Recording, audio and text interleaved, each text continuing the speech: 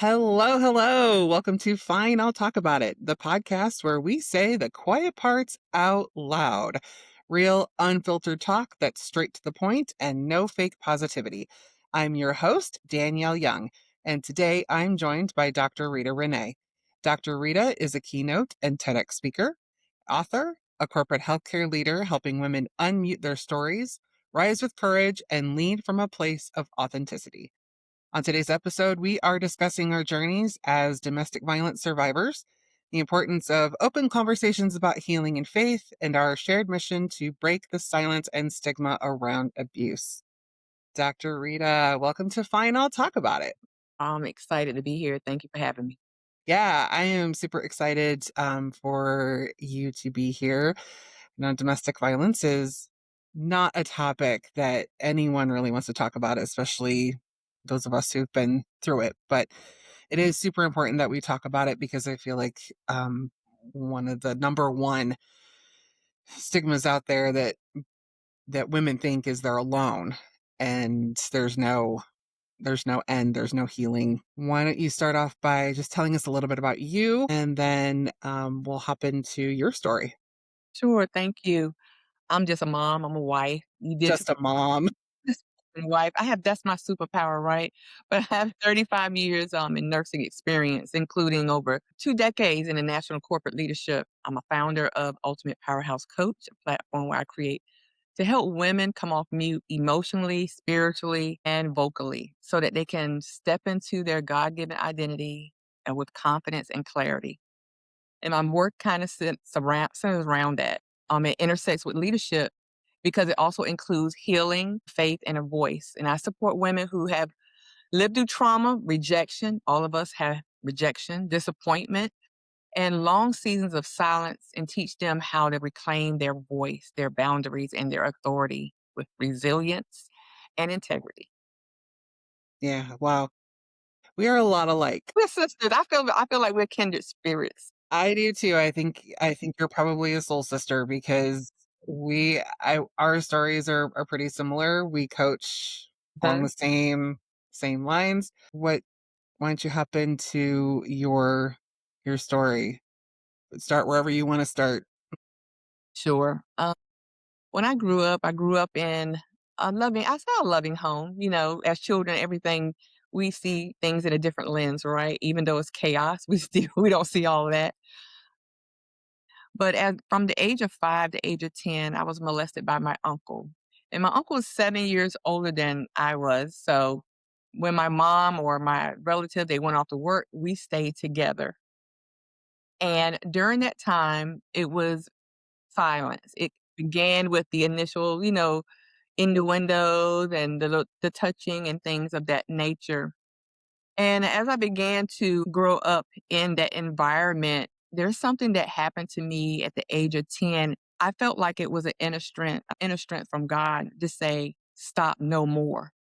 And that had been a pivotal moment in my life that changed everything. I kind of got a glimpse of how important our voices are, that we don't have to continue to take on all this abuse.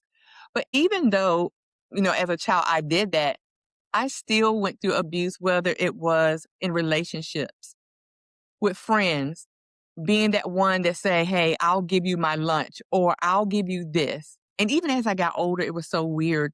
Even in my 50s, I'm ashamed to say, but I'm glad that I've overcome that. I will be the one that give money out so people can go shopping with me, so they can hang out, because I didn't want anyone to be neglected or excluded, but also I didn't want to be alone. Yeah. And so that was my journey. And then I got married, and during that marriage, I had bleach put in my contact solution. I had women calling me, telling me that they had terminated pregnancies behind my husband and things of that nature. And I found myself praying for these women. I'm telling you, I know it was a God strength, because who does that? Who listens to another woman crying on the phone about being in a relationship with your husband and you're sitting there talking to them? So I knew that there was a calling on my life to help other women who are going through trauma. And even though it was very uncomfortable, the more that I started helping other women, the more I became helped and freed myself. Wow. When did you know? that this was abuse and not just something that was happening? In the beginning, I felt like this is might be normal. Does this happen to everyone? Because I always felt like as a child that I was the one that was always getting in trouble. I was always the one who had to be sent to the room for things that I didn't even know why I was being I had a lot of abrupt anger from my mom towards me. So I felt like it was something that I deserved, for lack of better word. I felt like I deserved it. It wasn't until I started being around other children and their families, seeing other relationships, that I understood that this is not normal and that I was capable of having a relationship with people, with family members that did not include abuse. Yeah. And that's so important. I mean, as a child, you don't have a frame of reference really until you start looking at your peer groups and you're like, "Wait a minute, this isn't." And then I feel like too, as we get older, we still don't recognize it sometimes until we look at other people's lives and we're like, "Okay, wait, how come they have that and I don't have that?" And what's wrong with me? We're always putting it on ourselves. That comparison to other people in their lives. Yeah. It's so easy to go there. It's so easy to look at other people and think, "Why can't I have that? What's wrong with me?" Absolutely. Absolutely. Yeah. And that's all about, that hidden shame. And that's what survivors do. We have that shame. We survive in silence. That's what we think we're doing. And how we can have the ability to rewrite our stories. And we can do that being around the right circles. For me, faith had a lot to do with it. And then having that reference for those examples of positivity, those positive relationships was helpful for me as well. Yeah. What did you find was the hardest part about your healing journey? Sharing it with others and not being critiqued or blamed for it. That was probably the hardest thing for me because in my culture, in my family, a lot of things was swept under the rug, and then found out later that some of my own family members had gone through some type of variation of abuse, but it was kinda swept up under the rug.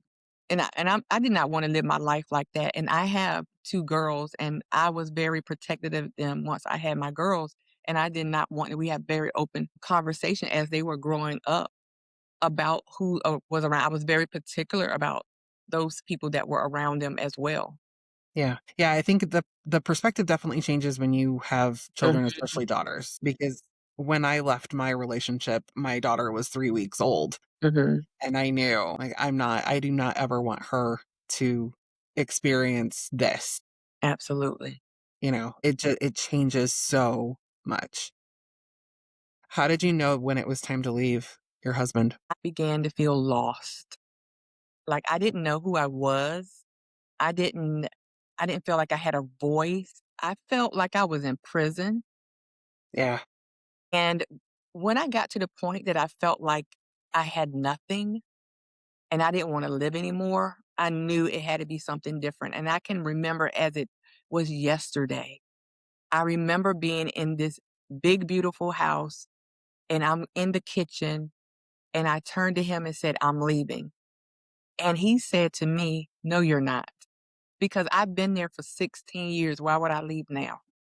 yeah, I've been in here in this beautiful house, driving these nice cars, nice neighborhood, and you mean you're gonna leave all of that for this? For just for your freedom, for peace?" Yes. yeah, yeah, And it was the best thing that ever happened to me. Even some of my family members even questioned me leaving because you think about it when the older family members, they look at things that you have achieved that they have not. And so they look at that as a status. They look at that as progress for their families, right? And yeah, so I was that poster girl for the family that you can make it out, right? But I wasn't willing to sacrifice myself in doing that. And 16 years is enough time to give a person a time to change. And it yeah, wasn't change, it was getting worse. yeah. Yeah, and I feel like most women feel the longer I stay, the harder it is to get out. And, it's just like you said, I left the big, beautiful home. I left the nice cars. I left, this, perfect life on the outside. Mhm. And, a lot of women don't want to give that up. They would rather deal with the abuse than have to give it up. What's your advice to them? There is nothing that you have obtained that you can't obtain again. I mean, it's material stuff. At the end of the day, that casket's only gonna hold one thing, and that's your body. You can't take any Amen. with you. And I found out that these things are really not important. And I'm telling you, I'm so blessed now. And people say, well, blessings is like the things. Did you get more stuff? But I mean, I got some things, but the peace, the joy that I have, Yeah, it's priceless. it is. The safety, the feeling of safety Absolutely. and of freedom, Hmm. that you're not constantly walking on eggshells and that you're not constantly looking over your shoulder and you're not this heightened awareness of if I say this, then this might happen or, whatever kind of abuse is going I feel on. like an adult child. Like, I don't want to make any mistakes, right? I don't Yeah, want to make anybody mad. I don't, right? I don't want to bring more calamity on me that I'm already dealing with. I don't want to suffer anymore. But and to not have to worry about that, to wake up now to a loving husband and a family, to experience peace in my life. And if I do make mistakes, I have that person that's right there encouraging me, say, okay, it's not the end of the world. Yeah. Was there a time that you thought that you would never find anyone else? Because I know for me, there was that for a few minutes. I thought if I leave, this is it. Like nobody else is ever going to want me. I have a small baby. I'm damaged now, Yes. I you know? through all of those emotions. And I just chucked it up and I say, you know what? I'm just supposed to be single. This is it. I'm not trying anymore. I'm not doing this anymore. The shame of it too, of failure can also bring that feeling over you. It's like self sabotaging your future before it even begins. And so for me, I felt like I wasn't deserving. Remember, I'm still holding on to all that guilt as a child, thinking that I deserve this. And this is kind of almost normal and that I must have did something now to the point of, you know what, instead of going through all that, instead of failing again, instead of being embarrassed and ashamed, I'm just not even going to pursue it or even have thoughts about it at all. I think a lot of women can relate to that. I know I was the same way. I'm like, I've already failed. I'm not a failure. I don't want to do this again. Yeah, there's so much shame around it because, and especially if you have this, outward presenting perfect life and then all of a sudden it comes out like this is what's happening. And then I don't know, for me, it was like, but you're so smart. Like, how did you not see this? Like, why did you even stay with him? And then you're quiet, right? So you're in silence, you're quiet. That other person's out there spewing all these lies, why they did this, why they did that. And I had to outlive the lie. I say, you know what? Let them continue to talk. And I'm going to outlive this lie. Because at some point, you're going to run out of lies because your character follows you everywhere you go. And if you're doing this with me, you're doing this with other people. And I just had to stay integral. I had to just stay, didn't badmouth them, wrote some stuff in a book, but because I had to get my freedom and my peace and help other people. Same. I was like, you know what? I'm not letting you be the focus of my life. I may be single right now. That's fine. But I'm going to find joy in just being single and helping people and just get myself healed. So just in case, I had a slither of hope in the back of my mind, just a slither, just in case somebody comes up, I won't carry all this other baggage, right? With Yeah. me. Yeah. Yeah. I think the best revenge is to live your life to your fullest and be, you know, put them, not mention their name. Hmm. Like, I'm not giving you that little piece that you don't deserve that. Like, I'm not dignifying you Absolutely. with your name. I know I call mine stupid. Like, do you have a nickname for your ex? No, not a name at all. I don't. Okay. Okay. Yeah. I don't ever reference him by his name. I just call him stupid. I don't even mention them. Yeah. Well, I mean, Yeah, I have gone on. He's still bitter. Maybe I should call him bitter, but yes, but no, I don't mention him. yeah. I think that's also too Mhm. the best course of action too is to just, you know what, you have no power over me anymore. Yep. And it doesn't benefit me. Doesn't benefit my purpose. Doesn't benefit my journey at all. I mean, he's a reference to when I want to encourage somebody else, let them know I've been through what you've been through. But other than that, I agree. No need to mention his name. Yeah, their backstory. Yep. They're not my future Exactly. my future story. Yeah, they're, you know, I'm living the plot twist. Didn't turn out the way he thought it was gonna turn out, right? Yeah, no. No, definitely didn't. No, I think he probably thought I was gonna stay broken and, you know, And pine then over him my entire life, and it's like, "No, I'm actually pretty successful now, thanks." and then it's all a part of our journey. You know, we don't get to pick how the road of our journey looks like, right? You get in the car with the GPS, you go down the street, it never tells you it's a pothole, doesn't tell you, hey, it's sometimes they don't even tell you, hey, they're doing some construction because sometimes they wait to the last minute to do stuff and don't tell Right. anybody. And they never tell you it's one lane, this 4 lanes is going to be one in a few minutes. So you learn to pivot and you learn to just move on even in the pressure and you come out like a diamond shining on the other end. Yeah, and, you know, that's one thing too that I talk about a lot is when I was going through my healing journey, I didn't think there was another side. Mm. I you know, I knew that there had to be something better, but I'm like, "This is really, really hard to get over. This is really, really hard to work through." And it took a really long time to actually get to that point to accept that I wasn't broken. I just needed to fine tune some things and figure my shit out, you Well, know? I looked at myself and I said, you know what? I'm going to not be so narrow vision with this experience, and that there are some things in me that I probably need to fix or correct, not because of that person, but just because of me as a person. And I found out some things about myself that I had to, work on personally and my personality as well. I need to stop being a people pleaser. That whole thing, perspective, that mindset put me in this place so that I can be victimized. But one thing, I never saw myself as a victim. I always saw myself as an overcomer. I love that. Yeah, not a victim, an overcomer, survivor. Hmm. Yeah, I can relate so much to what you said before about you would have to pay friends to come with you because you didn't want to be alone. Like, I remember I felt like that a few years ago.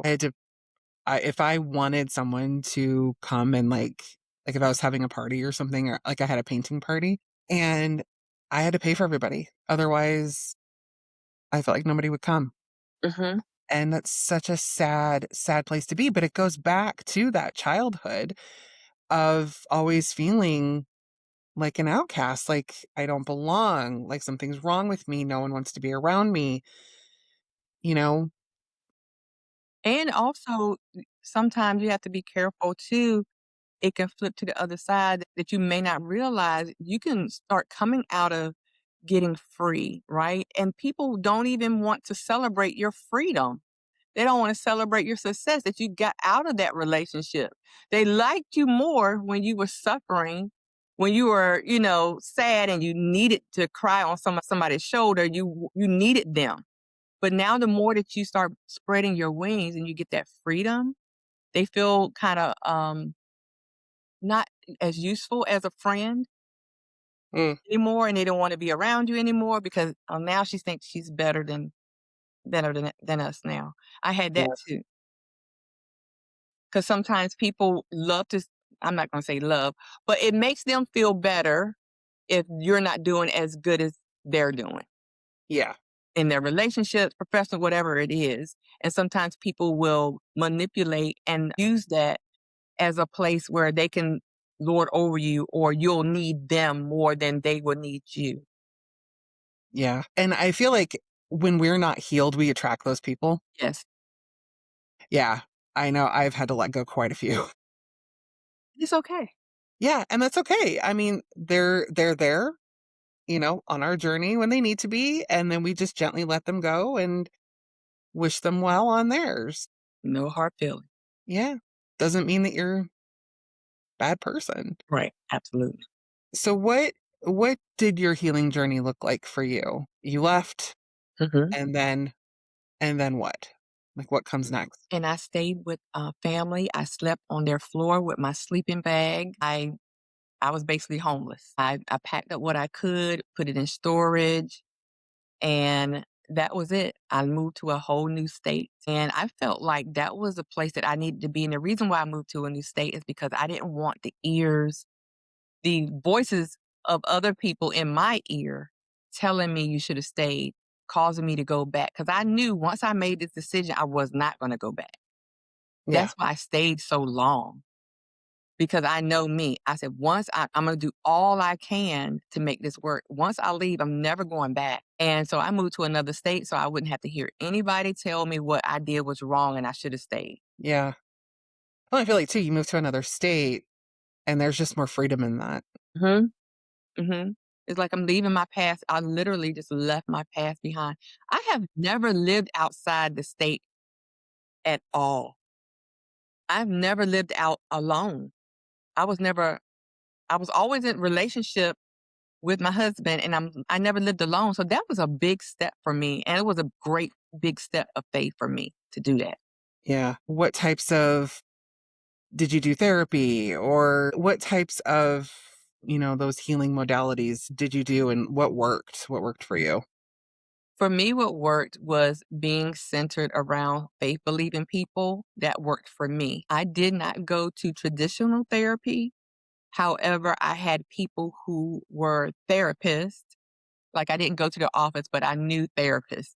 That makes sense. They were friends that I could talk Nice. to, that I can reach out and talk to, because I'm using wisdom, because I'm fragile mentally and I don't want to replicate what I've already came out of.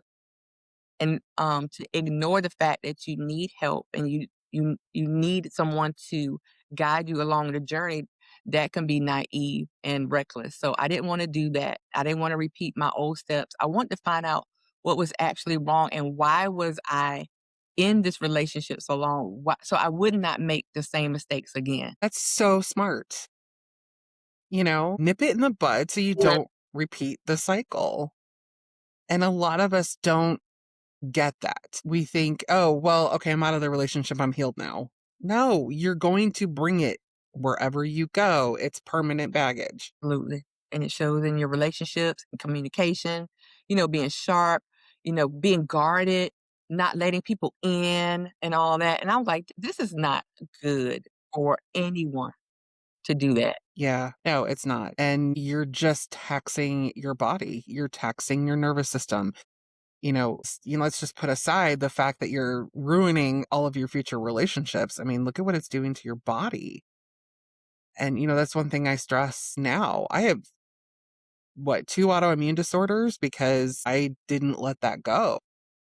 And it manifests in disease and autoimmunity. I mean, people don't understand the Yes. repercussions of staying in that victim mindset and staying in that place of hypervigilance and not healing yourself after something like that.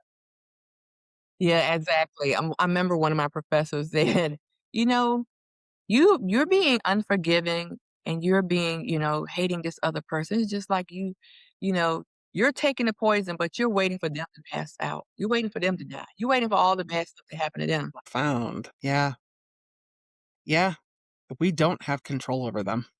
Yeah. No, We just have control over us and how we continue to move forward. absolutely. I mean, there's so much with, this taboo topic of domestic violence and, women feeling like they can't come forward, they can't speak. And I remember reading, it was a couple of weeks ago, I read this article about, well, I mean, I read these articles all the time, but about this woman she was in a domestic violence situation and she got charges pressed against her by her husband. And, she was like, I'm the one being abused. Why isn't anyone believing me. He's trashing my house. He's doing all of these things. And he's in the meantime, like beating me up and hurting me. And yet I'm the one getting punished. It's like we're never listened to. And that's so hard for women, like, how do we come forward? I wasn't believed. Organizations are important to reach out to outside of law enforcement as well. So I think that's Yeah. very important. And I've had an experience where my husband tried to get me arrested 3 times. I'm so glad that the police officer had discernment. And the last time he tried to do it, he actually told the police officer, she won't do what I tell her. So That kind of sorry. like clicked in my head. And I was like, who does that as an adult? And I'm like, I'm not doing anything. And why are you trying to get me arrested? Yeah. Yes, organizations outside of law enforcement, let them help you be an advocate for yourself as well. Yeah. National Domestic Violence Hotline is pretty good for that.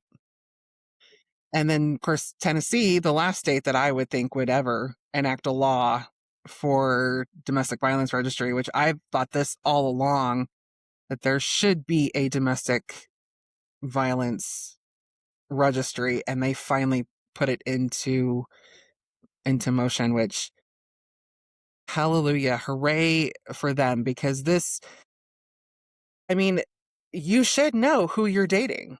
Absolutely. You Think should know who you're getting into a relationship with. Yeah. How many lives can be saved by that? There's so Yeah, many people that have been dating people who have already deleted people and things of that nature, and they back in relationships again. The cycle just continues to move on to the next person, the next victim, right?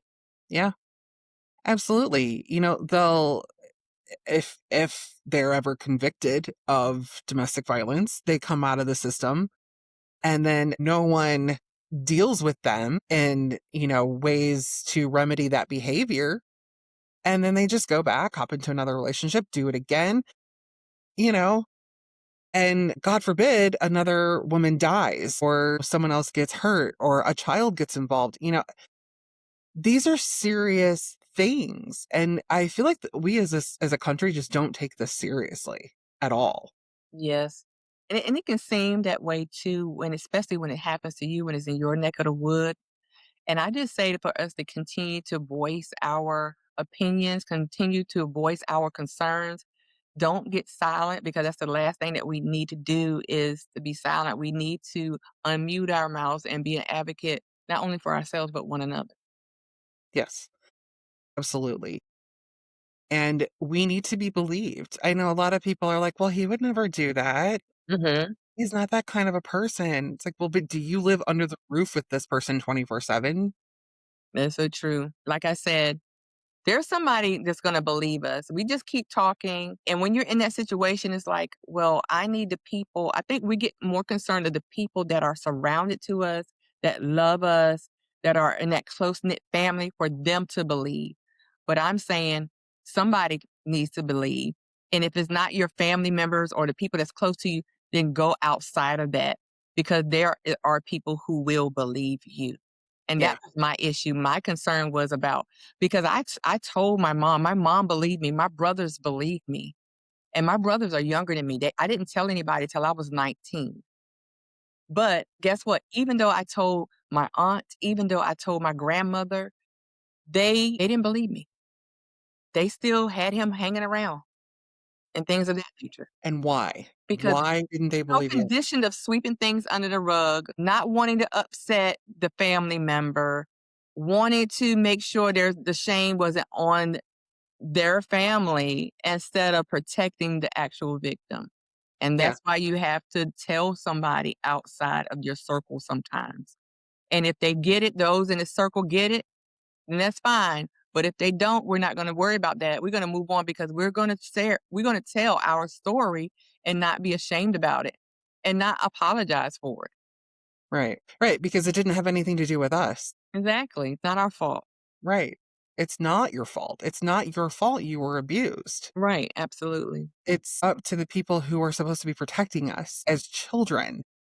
and Absolutely. they're not doing that. So no, it never had anything to do with you.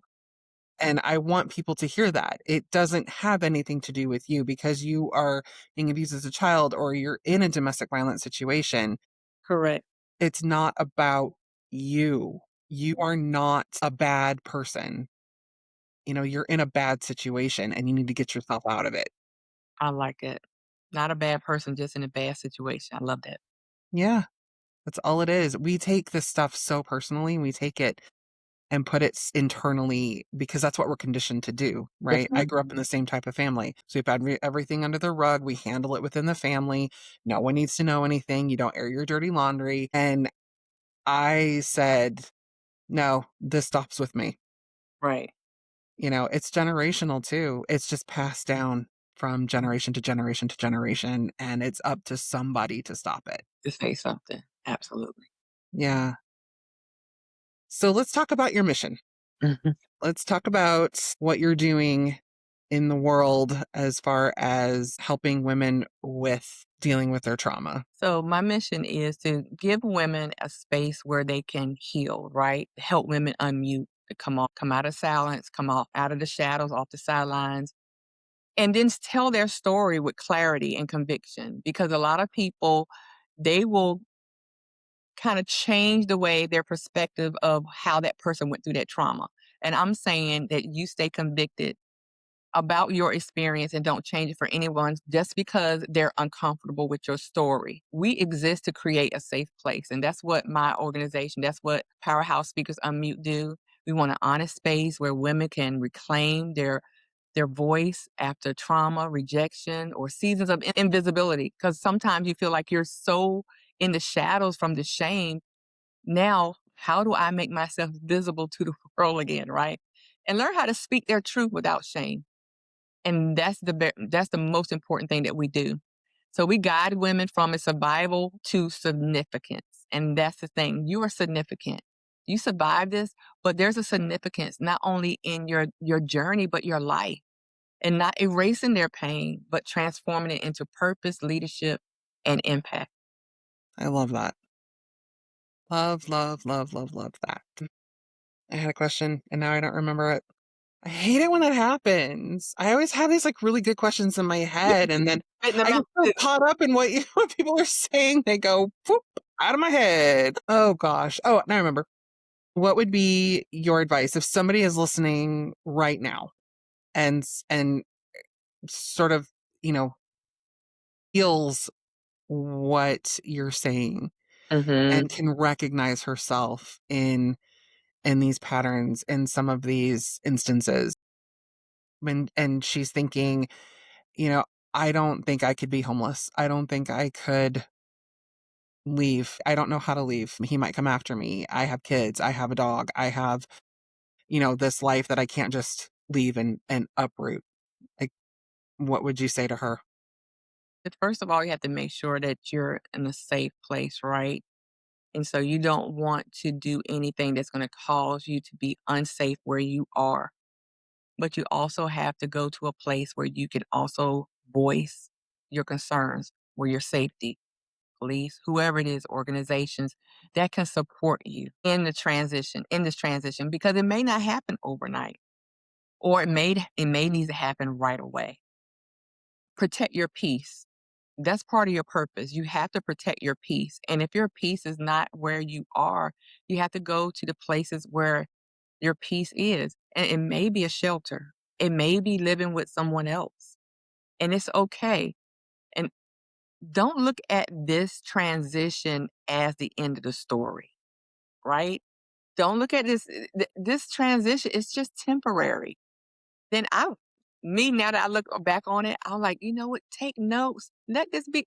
Look, I told everybody when I wrote my first book, because a lot of this is in my first book, I said, I'm going to make sure that everybody has the story right. That's why I'm writing it.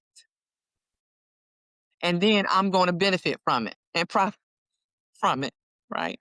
So I'm not trying to make like a situation, but that's true. This is a good part of your journey. It's hurtful, it's painful. Get that support that you need, professional support that you need, and stop explaining yourself to people that's committed to misunderstanding you anyway. Yeah. Yeah. Very true. committed to misunderstanding you anyway. Yeah. If they don't wanna understand you, they're not going to. Mhm. And it's up to you to find the people who will ultimately support you in the transition from I mean, I was lucky. I had my mom I could go home to, but a lot of people don't have that. And I know when I wrote my book, I lay it all out in my book. Like, this is how you get out. Couch surf Mhm. if you need to. This is about your life. Yes. You have to save your life. Your life is worth something. Right. Absolutely. Did like you said, I like that it couch search. Yeah, it may be a shelter, it may be a somebody friend, somebody you don't know, it may be out of state, and Yeah. I found a lot of opportunities. Once I got out of the state, I found a lot more opportunities, but the other thing, like I was saying about don't worry about over explaining yourself, you don't owe everyone the whole story anyway. It's up to you. You use your maturity, you use your discernment, vulnerability, however you wanted to use it, but you do it at your own pace and your own term. Yeah. Exactly. This isn't into healing is not a race. Right. It's not it's because if you're gonna if you're putting that expectation on it, it's a race to the bottom. I mean, healing is not linear and people think, okay, I'm out now. What? I should be healed. I'm out of the situation. No, it takes a minute. It does take some time. And I think setting those realistic like people like us who've been there, who have like now overcome and are on the other side of it, it's so important for us to kind of set that expectation. Did you have an expectation for yourself when you left? I mean, did someone say to you, "Here, this isn't gonna be overnight, but give it some time," or were people more like, "You should be over it by now?" I was just in survival mode. I was just trying to make it through the day because remember, I was in that marriage for 16 years and I didn't know who I was. I was the same one, making almost six figures at that time and still asking for lunch money each day from him. I mean, so I had to find out who I was and not be afraid learning me first. And then after that survival, I moved past surviving each day to I'm never going to go back to that to now I'm ready to be healed and deal with all the past hurts. Not just this, because this just opened it up the can of worms even more. I'm ready to go back to my childhood and all those things that happened and deal with that so I can be a better person for me first. And then I can be a better person for someone else. Yeah, it's a process, and it does start with us. It starts with us looking at the hard stuff, Yeah. and a lot of people are afraid of that. Hmm. Yeah, there's a lot of fear surrounding looking at yourself and a lot of resistance, but it has to be done. Yeah. Can't avoid it. Yeah, no, there's no other way around it. And then you find out how beautiful, I mean, you are inside, and I didn't equate things. Looked at Not only did I look at myself different, I started looking at other people differently. Like they will say something, but I will check, okay, their walk line up with their talk. I became more mature, more wiser. Mm, It's like the scales just fell off my eyes. wow, that's really amazing. Yeah, I could see that, how you kind of go through this process of releasing Hmm. and then accepting, and then suddenly things just start looking different. Like you've been given new eyes. Yes, Yeah. I know to this day I still have a lot of gratitude for where I am. yes. That hope begins to be restored inside of you. And Yeah. that's a wonderful feeling. Yeah. And going through something like this, it connects you to your true self. It takes away all of that stuff that people just dumped on you when you were a kid and, as you got older and other people's influences. And it takes that, it strips it off, and then you're left with you and that in your truest form. And there's nothing to be ashamed of, It's beautiful. It's like going from caterpillar to butterfly, you know? Absolutely. You gotta be in that cocoon before and transform before you can really just start to fly. Absolutely. Any final words to someone who may be listening and seeing themselves in the situation and just maybe needs some guidance and reassurance. Sure, absolutely. I will say 3 things. One is survival was the chapter, but restoration is the story. So you're moving forward. It's going to be a new thing, brand new, like restoring the house, restoring the furniture. The real beauty is going to really come out now in this chapter. The second thing I will say, you didn't fail because you stayed. You succeeded because you're still here. You're a success story. And nobody can change that or ever take it away. And then finally, your scars don't disqualify you. They give you the voice, a weight. I love that. Thank you so much, Dr. Rita, for being here today. I really appreciate you taking the time. If anyone wants to work with you, where's the best place where they can find you? Sure, just go to all of my social media and my website and YouTube at Dr. Rita. And I will put all of those links in the show notes. One final question. What does the future hold for Dr. Rita Renee? Well, I'm starting on a new book and I'm looking at doing a children's series called Powerhouse Kids. And any ideas when that's going to be out? I am going to say the middle of the year, but I'm Okay. not gonna put too much pressure on myself, but it definitely is gonna be done this year. I have my son's book that's the publisher has. The book is called My Name is Daniel. He has autism, but he is awesome, and I'm sharing his story as when he was growing up. And the publishers have it right now, so I'm looking forward to that coming out soon.